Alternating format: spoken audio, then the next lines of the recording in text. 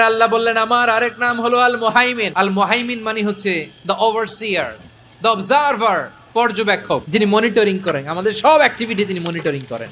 কোনোভাবে তার চোখকে ফাঁকি দেয়া যায় না। আল্লাহর চোখ ফাঁকি দেয়া যায়? আচ্ছা আওয়াজ করে বলেন তো, পুলিশ ভাইদের চোখ, পুলিশের চোখ মাঝে মাঝে ফাঁকি দেয়া যায় কি যায় না? সেনাবাহিনীর চোখ, র্যাবের চোখ, ইনকাম ট্যাক্স অফিসারের চোখ, দুর্নীতি দমন কমিশনারের চোখ, কিন্তু আল্লাহর চোখ, আল্লাহর চোখকে কশ্চিন কালেও কখনো ফাঁকি দেয়া যাবে?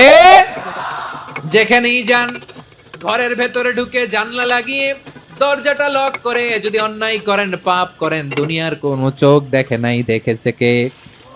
পর্দার আড়ালে যে যদি পাপ করেন, দেখে নাই, দেখেছে কে?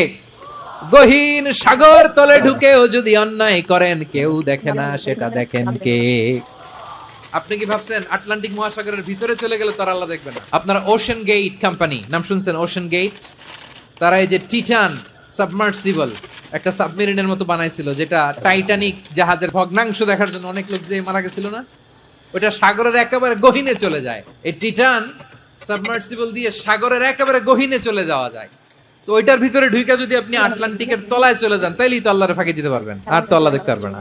সাগরের অতল গহ্বরে চলে গেল, পাহাড়ের সুরঙ্গের ভেতরে ঢুকে গেল, মহাকাশ স্টেশন পাড়ি দিয়ে মঙ্গলে পাড়ি জমালেও আমার আল্লাহর চোখ কশ্চিন কালেও ফাঁকি দেয়া যাবে? এজন্য সে আল্লাহ বললেন লা তুদরিকুহুল আবসার ওয়া হুয়া ইউদরিকুল আবসার ওয়া হুয়াল লাতীফুল খাবীর।